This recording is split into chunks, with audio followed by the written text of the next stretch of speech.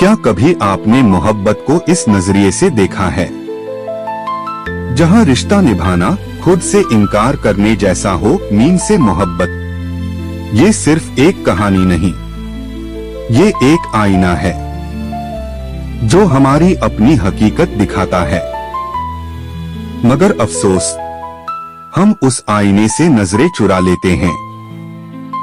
रोशनी एक ऐसी औरत जो मां ना होते हुए भी मां बन गई। सौतेली थी मगर उस ममता में कोई सौतेलापन ना था।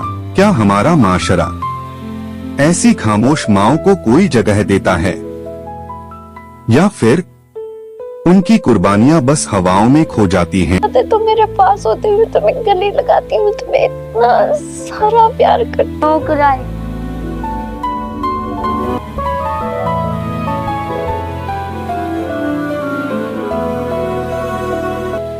और तलहा उसका किरदार एक सवाल छोड़ता है, क्या हर मर्द अपने फैसलों का मालिक होता है, या वो भी खानदान की रस्मों, मजबूरियों और मसलहतों में जकड़ा एक मोहरा है? मीम से मोहब्बत एक हर्फ की कहानी है, लेकिन इस हर्फ के पीछे मोहब्बत है, माँ है, महरूमी है, और महरम भी रोशनी। उसका नाम ही जैसे अंधेरों में एक उम्मीद की किरण है।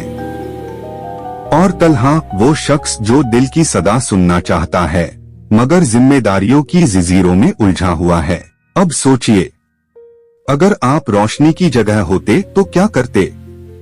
क्या शारिक सिर्फ विलन है, या वो एक तल्ख माशरती हकीकत है जो हर घर में किसी न किसी शक्ल में मौजूद है?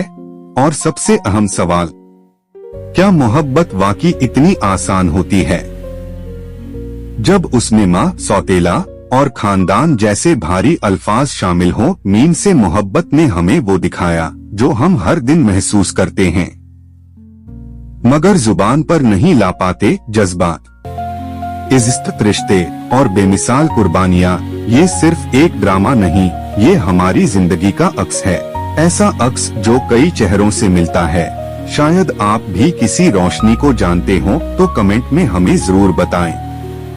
और अगर इस तज्जिये ने आपके दिल को छू लिया हो तो वीडियो को लाइक करें और चैनल को सब्सक्राइब करना ना भूलें, क्योंकि ये कहानी आपकी भी हो सकती है।